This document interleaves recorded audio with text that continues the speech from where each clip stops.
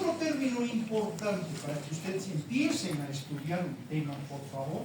Primero hemos dicho etiología, ahora tenemos la patogenia, que se refiere a los mecanismos de desarrollo y progresión de la enfermedad, que explican justamente los cambios, tanto a nivel molecular como también celular, ¿sí?, que favorecen, como así, que provocan alteraciones estructurales características de una enfermedad determinada. Por lo tanto, la etiología alude al motivo por el cual se produce la enfermedad y la patogenia a describir cómo es el desarrollo. ¿Sí? Además, que son la base para el desarrollo, o damos las bases para el desarrollo de un adecuado tratamiento razonable, pero también tenemos que ir a dar razones para que cómo prevenir. Porque resulta, en primer lugar, el hecho de decirles que en base a la afectación de un determinado órgano, tenemos que ver qué medicamentos tendríamos que dar. Y el arte de curar justamente está primero en diagnosticar, pero acuérdense que también en el curar.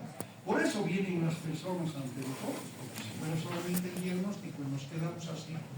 Y como está actualmente la crisis en Bolivia, que muchas instituciones de salud no tienen medicamento, ¿cómo vamos a poder actuar en este arte de curar? Está difícil, ¿no? Es una crisis gracias a las autoridades. ¿Por qué? Porque ellos ven que la medicina, o digo que la salud es la quinta rueda del carro, igual la educación. País que ha venido, es decir, gobiernos que han venido reiterando este craso error. Los países que han salido del subdesarrollo al desarrollo, ¿qué han hecho? Primero, los grandes pilares, apoyar la salud, educación. ¿Sí? Pero aquí no. Vemos que está en último lugar. Hemos tenido la pandemia de la COVID, ¿y qué ha pasado? No se ha mejorado ningún centro. Si nos viene otro COVID tan fuerte, no va a ser fatal. La mortalidad va a ser altísima. ¿Por qué? Porque no se ha aumentado primero el servicio de terapia intensiva. Y acuérdense, las dos primeras cepas fueron fatales, porque llevaban en pocas horas a dónde? Servicio de terapia intensiva. Los servicios de terapia intensiva estaban sobrecargados. Y claro, habían algunos que lamentablemente fallecían. Luego, esto de la prevención, acuérdense y tengan el concepto bien claro, que la medicina curativa frente a la medicina preventiva, pues la segunda es muchísimo más cara, y fácilmente se nos muere. En cambio, si nosotros prevenimos y decimos, habiendo estudiado bien cuál es la etiología, nosotros vamos a poder decir que las personas, o fomentar una buena vida con mucha salud, eso es lo que queremos, ¿no es cierto? Es decir, la salud preventiva, no se olviden, primero es más barato y más eficaz. Para establecer diagnósticos y orientar en el tratamiento, en la práctica clínica, nosotros los patólogos debemos necesariamente que identificar cambios en el aspecto, tanto macro como confirmar con la microscopía, ¿no es cierto? Porque sí podemos agarrar y macroscópicamente a simple vista, como se llama, decir, no, aquello está, aquello es cual, por la morfología que encontramos externamente. Pero, ¿qué es lo que pasa? Nosotros debemos de confirmar y dar el diagnóstico certero, científico, comprobando en el microscopio, recuerden ustedes, ¿no es cierto? Es decir, el diagnóstico morfológico de las células y tejidos. Pero también nosotros tenemos que saber algo de patología clínica, el confirmar algunas alteraciones de los líquidos, por ejemplo en la sangre, por ejemplo en la orina, o algunos líquidos que se reúnen patológicamente en algunas cavidades, como ser la pleural, como ser la peritoneal, o también podemos tener el líquido pericárdico. Tenemos que conocer para hacer todo un conjunto y en base a eso acertarle bien en el diagnóstico. Porque acuérdense, nuestro arte no solamente es diagnosticar, porque ahí podemos aceptarle, achuntar, pero si no damos bien el medicamento, y por algo hay una materia, ¿recuerdan ustedes cómo se llama? Farmacología, pues eso hay que complementar, porque si no sabes manejar, por ejemplo, antibióticos, nunca le vas a achuntar al blanco si siempre vas a estar dando medicamentos que tienen efectos colaterales, nos acordaremos. Por eso que tenemos que ser muy cuidadosos, ¿no?, en ese aspecto.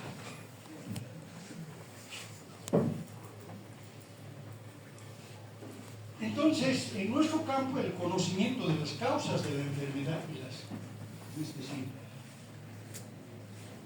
y de los cambios celulares en los tejidos y órganos explican, entonces, como hemos dicho,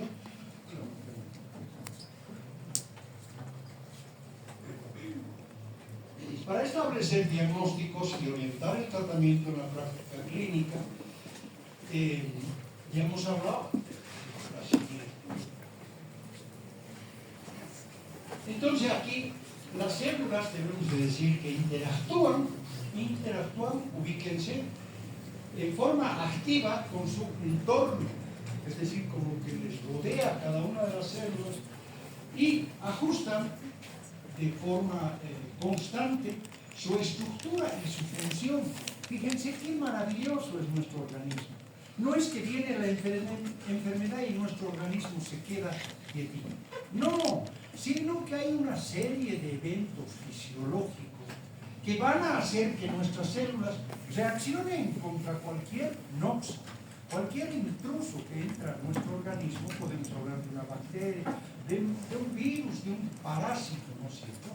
Entonces, lo que quiere es que vuelva a su equilibrio, vuelva a lo que llamamos la homeostasis, que es el equilibrio en el cual debemos de tender todos para tener una buena salud.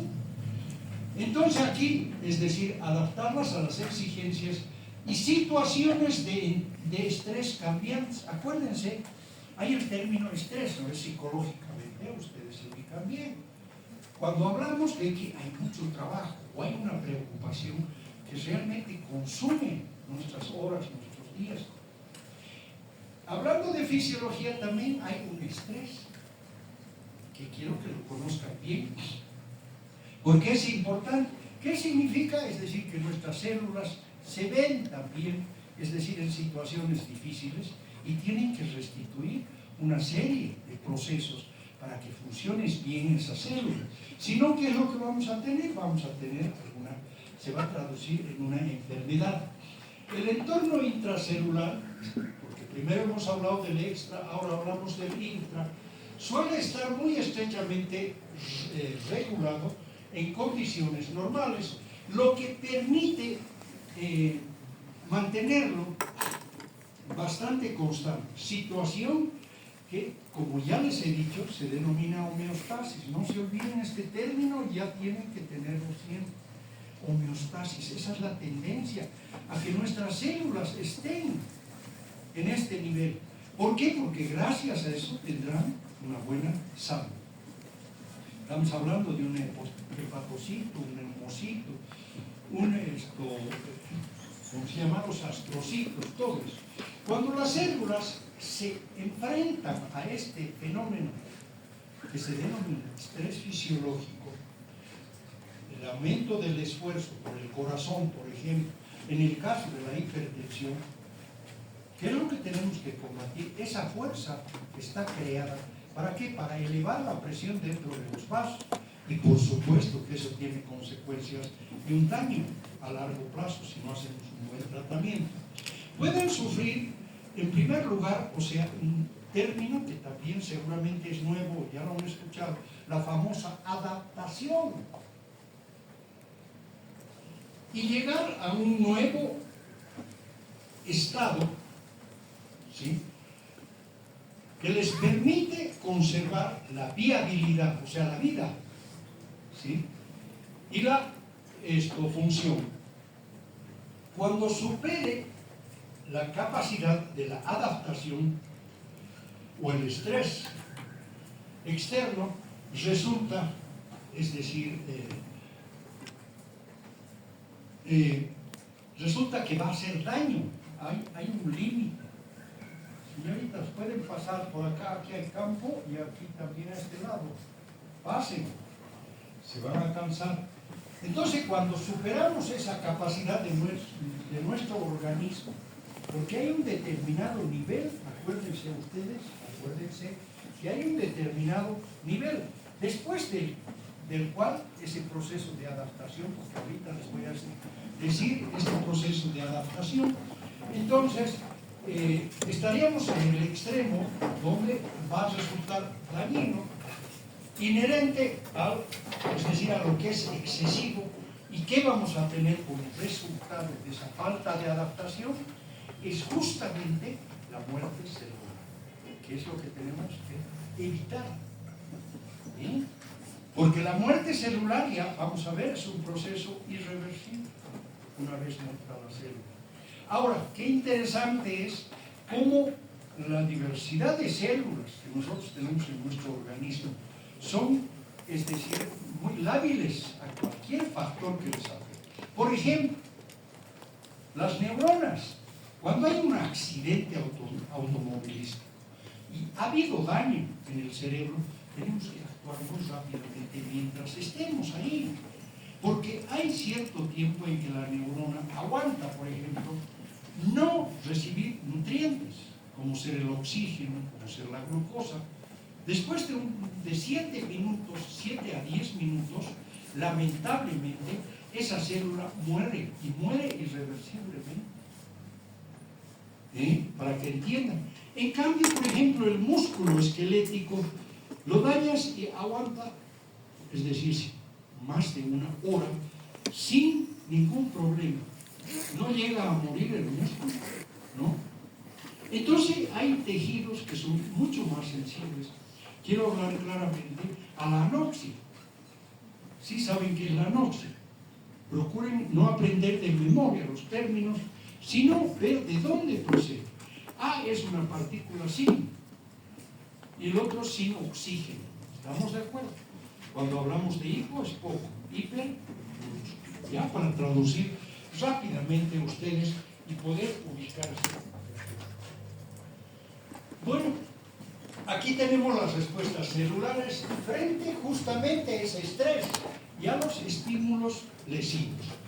Dentro de unos límites determinados, la lesión es reversible, o sea que se puede ir hacia atrás, puede volver a su función normal, recuperar el estado basal, como le llamamos. Sin embargo, cuando el estrés es grave, acuérdense, el estrés es grave y es persistente, en forma rápida provocan la lesión que denominamos irreversible, ¿no es cierto? Y la muerte de las células afectadas viene, o sea, inevitablemente, si no actuamos rápido, ¿sí? La muerte celular es uno de los acontecimientos más importantes en la evolución de la enfermedad, de cualquier tejido o de cualquier órgano. También es un proceso normal y esencial, por ejemplo, en lo que denominamos la embriogénesis. ¿Qué significa eso? O sea, es en la formación del fetito, ¿no? Si es que actuamos nosotros. Es decir, nuestro organismo, maravillosamente, ¿qué hace? Los elimina. Por ejemplo, los pliegues entre los dedos desaparecen. Ustedes algunas veces se han preguntado ¿por qué proceso ocurre? Resulta que hay el proceso de la... Doña Tere, su puntero. Fíjense, aquí ya estamos como al final, la necrosis, y el otro fenómeno que vamos a aprender y que es maravilloso es la apoptosis. Dentro de la apoptosis está este proceso en el cual hay muerte celular, pero es un proceso diferente al de la necrosis. Y bueno, aquí lo que tenemos que explicar, aquí tenemos la célula normal, por un lado, viene el estrés y nuestro organismo tiene capacidad para aguantar mucho. ¿Y qué se produce? Es la adaptación. En el otro es un estímulo que es lesivo por la intensidad y también por el tiempo de ese estímulo. ¿Qué es lo que pasa? Va a haber una lesión celular y entre la adaptación y la lesión celular vamos a tener una incapacidad de la adaptación. Por otro lado, es decir, hay una lesión, es decir, un estímulo que es leve, transitorio. Eso se convierte en una lesión reversible, que una vez retirado el estímulo, nuestras células, felizmente, gracias a Dios, es que vuelven a la normalidad. ¿Bien? Pero tenemos, cuando hay lesión celular, porque es grave, porque es progresiva, va aumentando la intensidad de ese estrés fisiológico, es que nosotros llegamos a la lesión que se denomina irreversible. Quiere decir que no hay vuelta, no hay atrás. Es decir, esa célula definitivamente muere. Y tenemos dos tipos, ¿ve? Tenemos por una parte la necrosis y la apoptosis. Dentro de la apoptosis es justamente que hemos visto que, es decir, en el campo de la embriogenia, o sea, la embriogénesis, la génesis de la formación del embrión, hay muchas veces, es decir, el desarrollo de órganos y el mantenimiento de la homeostasis se hace mediante esto, o sea, no es un proceso malo, pero sí, por ejemplo, ustedes sabrán que hay muchas virosis en las cuales el daño, en el caso de la COVID, por ejemplo, que se elige el pulmón. Todas esas zonas van a fibrosarse, se van a convertir en fibroblastos. Y hay muchas células que nuestro organismo sabiamente va a programar la muerte de algunas células. Y en este caso se va a producir una fibrosis. La patología, como saben ustedes, es el estudio de las causas, tanto estructurales como también nos gusta acoplar, o es necesario acoplar, a las alteraciones funcionales de las enfermedades. Y quiero mencionar, aparte de los que ya mencioné, los factores más importantes para estudiar la anatomía patológica. Es necesario la base en esos conceptos. Ya hemos hablado de la etiología, hemos hablado de la patogenia. Dos elementos importantes que ustedes no pueden meter a leerse actualmente como estudiantes un tema determinado. Primero, determinado claritamente, con muy pocas palabras, cuál es la etiología, cuál es la patogenia. Pero aparte de eso, debo de decirles que es muy importante en este trabajo ver cuáles son las alteraciones estructurales inducidas en las células y los tejidos por la enfermedad. Concretamente vamos a ir a ver cuáles son las características de los cambios morfológicos. Primero, a simple vista, macroscópicamente tenemos que ver qué nos llama la atención. ¿Será en color? ¿Será en consistencia? ¿Algún otro elemento en cuanto a la superficie de ese órgano? Por ejemplo, formación de nódulos. Ya nos llama la atención, ¿no? Nos llama ya la atención. Y el otro elemento, el último, son las consecuencias funcionales de los cambios morfológicos. En una palabra, ayudamos y llevamos de la manito ¿a dónde? A ver las manifestaciones clínicas. Y ustedes en semiología maravillosamente van a estudiar eso. Van a ver cómo se ve una ictericia, ¿no es cierto? Van a ver una verruga. ¿Cuáles son? Es decir, hay algunas que provocarán alteraciones fisiológicas o funcionales, otras nada que ver, según la ubicación, por decirles, ¿no? La formación de algunos pigmentos también, o sea, nos van a permitir a nosotros ya entrar a la parte clínica. Y queremos ser ese gancho, porque, es decir, estudiantes o patólogos que solamente estudien la morfología, ya no hay en el mundo. La tendencia es a la patología que haga médicos que son integrales. ¿Sí? En este año lo que queremos es que fundamentalmente ustedes den énfasis ¿a qué? a las alteraciones morfológicas. Hay que dar énfasis, pero sin dejar, porque la conservación es maravillosa. Viendo la parte clínica, viendo los signos, síntomas, más el examen de patología clínica, nosotros llegamos de la manito al diagnóstico y es un diagnóstico certero, ¿sí? Estamos basados en ciencia, ¿de acuerdo? Por lo tanto, si nosotros hacemos eso y contribuimos con un granito de arena a eso, con seguridad que vamos a contribuir también a un buen tratamiento, porque estamos con un diagnóstico aceptado. Hay muchas enfermedades que se parecen morfológicamente tremenda, inclusive en el estudio histopatológico se parecen, pero han de haber factores en los cuales, si eres un buen patólogo, vas a llegar al diagnóstico con el apoyo de algunos auxiliares. ¿Está comprendido hasta ahora?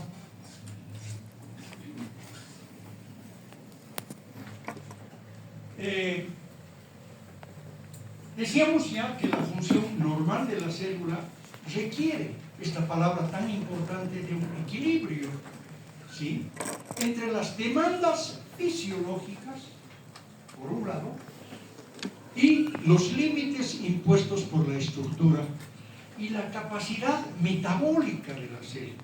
Tenemos que contribuir también a que haya un buen metabolismo. Por ejemplo, el graso en el hígado, tenemos que contribuir que ese hepatocito cumpla su función. Claro. ¿Y cuál es? Una de las fundamentales, porque tiene muchísimo. Realmente, es decir, el hígado es un verdadero laboratorio si usted se pone en análisis, ¿no es cierto? ¿Qué es lo que hace? Nos ayuda a depurar. Lo bueno lo retiene y el otro lo elimina, ¿no es cierto? Esa capacidad metabólica muy importante. Y el resultado va a ser un estado estable, un estado en el cual va a cumplir ese hígado su función, ¿no es cierto? Y a esto, acuérdense y recuérdenlo, muchas veces denominamos homeostasis. Importantísimo que lo sepan. Las células pueden modificar su estado funcional en respuesta justamente a un estrés moderado para mantener el equilibrio estable. Los factores de excesivo estrés fisiológico, los factores de estrés excesivo, o los estímulos patológicos adversos, que estamos pasando a ver lo de las lesiones, dan lugar a tres estados, que es importante, y ya los he mencionado con esa figura, ¿se acuerdan? Son las lesiones que por una parte son reversibles. Son lesiones, o sea que van a sanar pronto, sabemos, nuestro propio organismo va a reaccionar de forma maravillosa, ¿sí? Pero en segundo lugar viene la más desastrosa y la que es de lamentar cuando llegamos a eso, es la lesión irreversible, que vamos a ver con mucha calma. Y por último, es decir, por eso adaptación, lesión reversible, y por último la lesión irreversible, que necesariamente concluye con la muerte de la célula. Estas respuestas pueden considerarse, es decir, un aspecto continuo, o sea, una detrás de otra, ¿sí?, del deterioro progresivo de las estructuras y la función celular. Esto de las adaptaciones, entonces, muy importante, y recuérdenlo ustedes, esta respuesta al estrés es importante. Aquí tenemos una célula que es normal. Tenemos esta que ya hemos visto en anterior, donde la lesión es reversible. ¿Por qué? Porque es un estrés fisiológico pasajero, no es grave, ¿no es cierto? Y entonces, ¿qué se va a producir en este? Por ejemplo, es la adaptación. Entre estos fenómenos de adaptación, ustedes ya han debido de escuchar estos términos, pero se los tienen que aprender muy bien. Entre ellos tenemos entonces la hipertrofia, la hiperplasia, la atrofia, ¿cierto? Y lo que vamos a tener, un cuarto que se llama la metaplasia, ¿no es cierto? ¿Ya han escuchado? Lo vamos a ver en detalle, no se preocupen, pero estoy mencionando. Aquí en la lesión celular es una lesión que se produce, que es irresponsable y que dividimos en dos. Vuelvo a repetir, es la necrosis y por el otro lado está la apoptosis. ¿Sí? Y lo que vamos a ver, por ejemplo, aquí en la hipertrofia hay un aumento de tamaño de la célula. Cuidado, porque se parece mucho lo de la hiperplasia. Pero aquí está hablando de hiper, es mucho. Trofos es crecimiento. Si es traducido eso, entonces es un aumento de volumen o de tamaño de las células como consecuencia de que se registró un aumento del tamaño de esta célula afectada. Esta es normal, pero estamos viendo esta sería la que ha sufrido por un estrés celular determinado, ¿sí?, el crecimiento en el tamaño. Perdón, disculpa. ¿Sabe tú que hay un aumento en la demanda funcional? Aquí tenemos un individuo que hace, por ejemplo, va al gimnasio, ¿no?, y se dedica a hacer las pesas. Es el típico y clásico caso en el cual vamos a estimular. ¿Por qué? Porque estamos demandando más trabajo de esos músculos. Tienen que crecer. Y por eso son esos individuos, y ahora se ve mucho a las mujeres, aunque es horrible verlas así, pues ya también tantas curvaturas no estamos acostumbrados, ¿no? Pero sí hay competencias mundiales, ¿no? Pero bueno, es cuestión de gustos. En este mundo no podemos ser absolutos. Pero entonces creo que está claro. Aquí también, por ejemplo, este útero está viendo normalito, del tamaño normal. Pero cuando viene el embarazo, se prepara de manera maravillosa. ¿Sí? Todas sus células musculares, especialmente el miometrio, es el que va a funcionar. ¿Por qué? Porque en el momento del alumbramiento, si no fuera por eso, el bebé se queda dentro. Sería una tragedia porque se asfixia, ¿no es cierto? Porque ya cuando está maduro, la sabia naturaleza, y Dios agarra y dice, no, esto ya está para afuera. Y es gracias a este músculo que está aquí que vamos nosotros a tener una ayudita, ¿sí?, en las contracciones que se producen. Son dolorosas, ¿no?, como saben ya, tal vez hay algunas mamás. Bueno, aquí simplemente son estos 4 fenómenos que lamentablemente, miren la calidad de esto, y en esto quisiera que me ayuden. Pediremos un cambio, avanzaremos una fiesta, ¿les parece? Pero recaudaremos para tener un nuevo equipo. Ustedes también, esto en una cosa normal me reproduce de maravilla. Pero mira, en esto me pido disculpas, pero es una vergüenza. No puedo hacerlo. No se puede leer ninguna, mira. Solamente sé que aquí es la hipertrofia, la hiperplasia, la atrofia y la metaplasia. Pero bueno, vamos a ir de todas maneras, no se olviden, hipertrofia, hipertrofos. Ya hemos dicho, para no aprender de memoria, hiper es aumento. Y aumento en el crecimiento, o sea, así hay que traducirlo en la célula. En cambio, la hiperplasia es un aumento en el número de células, recuerden. ¿Sí? Para ver la diferencia. Y en este caso, por ejemplo, las células van a ser influenciadas, ¿por qué? Por hormonas o por esto también, o sea, factores de crecimiento, muy interesante. La atrofia, o sea, A es una partícula sin trofos, crecimiento, o sea, sin crecimiento, más bien hay una tendencia a disminuir el volumen, ¿claro? ¿Sí? Entonces, el tamaño y el número de células en un órgano como consecuencia de un menor aporte, especialmente, de nutrientes. ¿Sí? O también en los casos, por ejemplo, del desuso.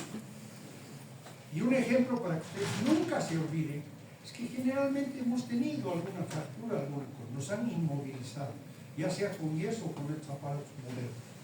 unos 15, 20 días sin poder movilizar o dedos, o brazos, o piernas. Van a ver claramente el típico ejemplo de atrofia. ¿Estamos de acuerdo? Y vean luego, cuando vayan a traumato, vean cómo se produce la atrofia. Y es el mejor ejemplo. Es el mejor ejemplo.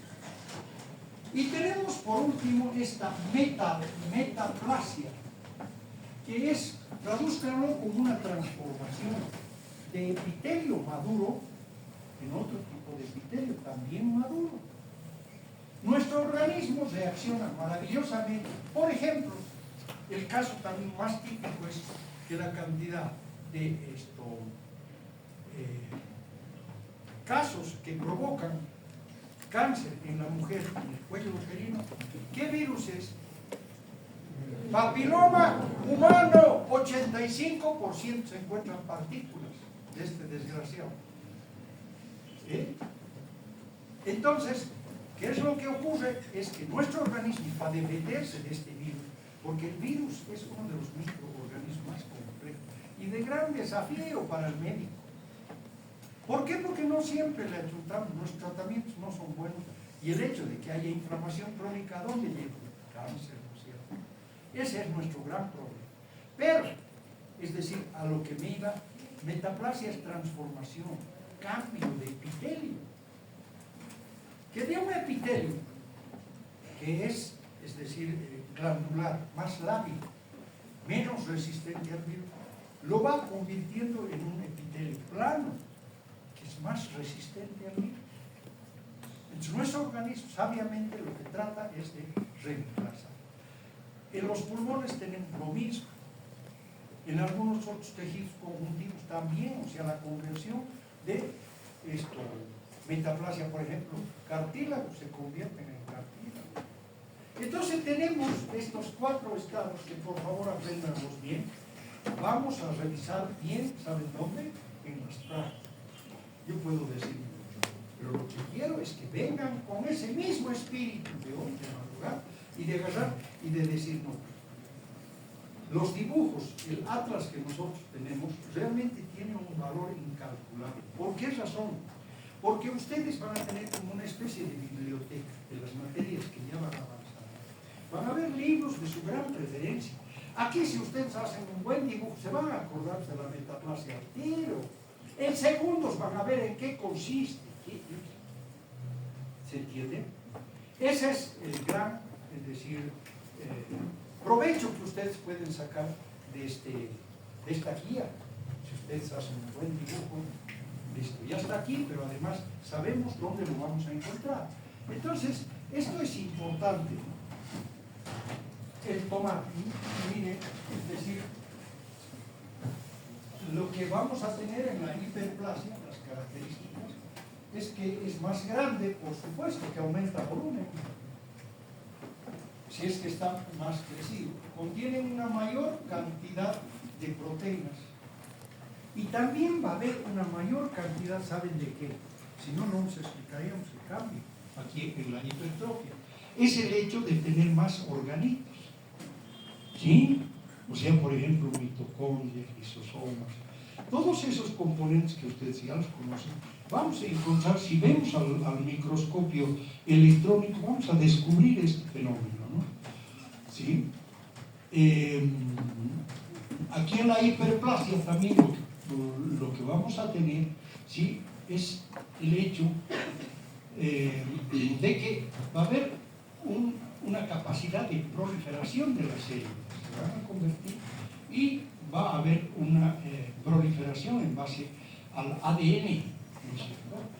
En la atrofia, o sea, por supuesto que va a ser todo lo contrario de esto, de la hipertrofia. Y en la metaplasia va a haber también una capacidad de nuestro organismo para que determinadas líneas celulares se vayan a multiplicar. ¿Sí? Es decir, tengo cada uno de estos así, no se preocupen.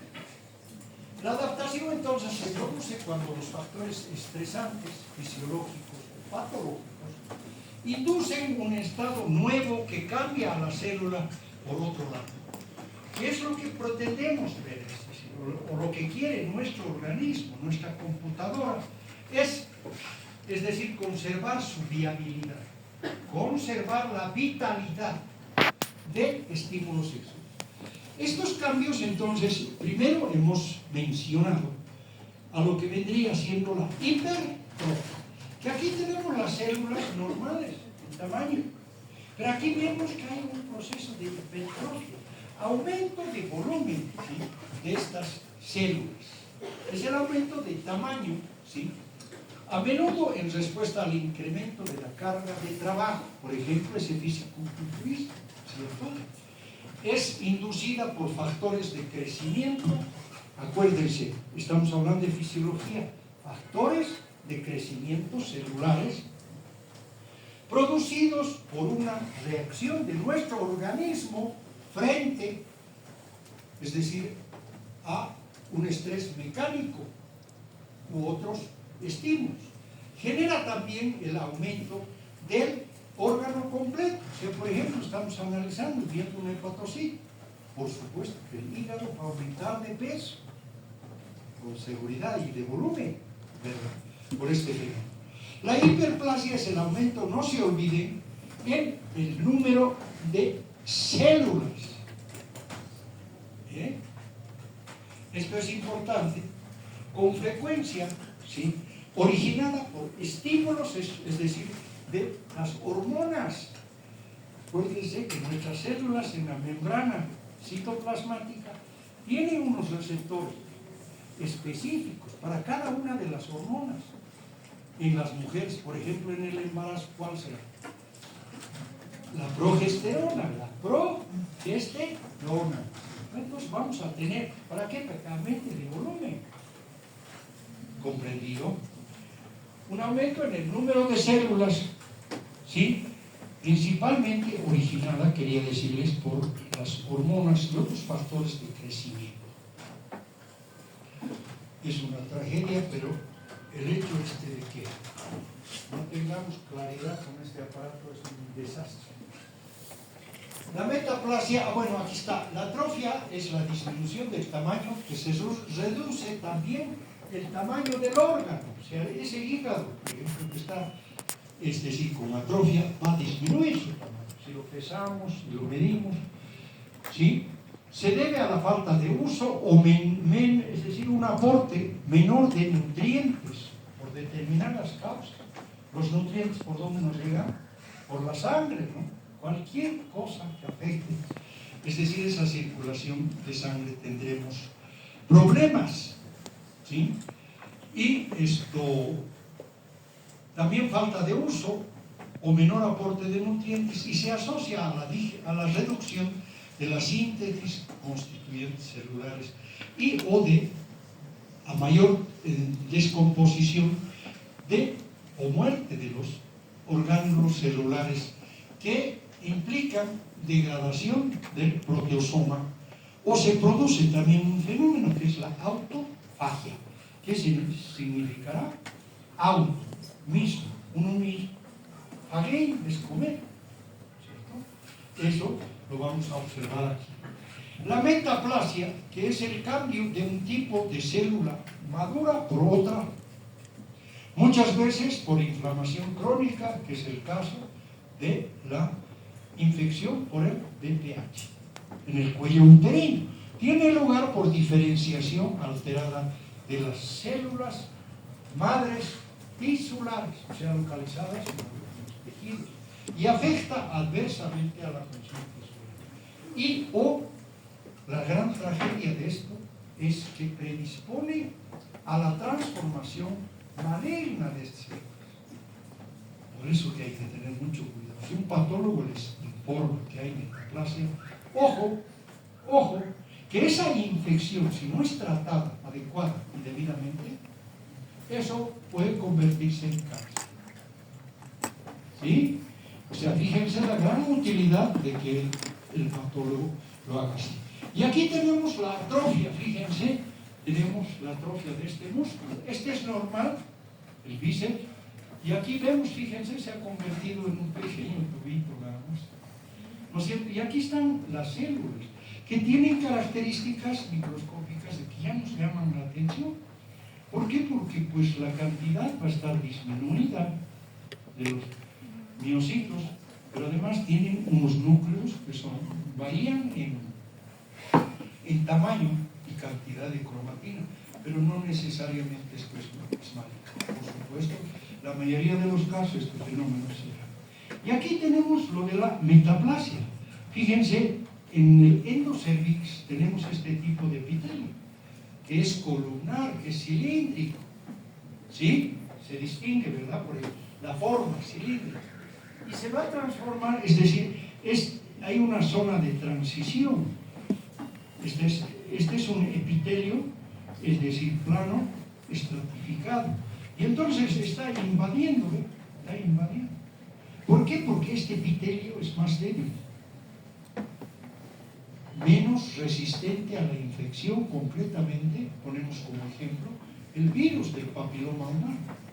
Entonces, y esta es una microfotografía que está haciendo lo mismo, es el epitelio cilíndrico frente al epitelio escamoso.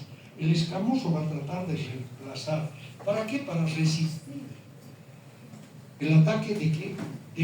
El virus, ¿sí? El papiloma virus. ¿Sí? Entramos a ver la lesión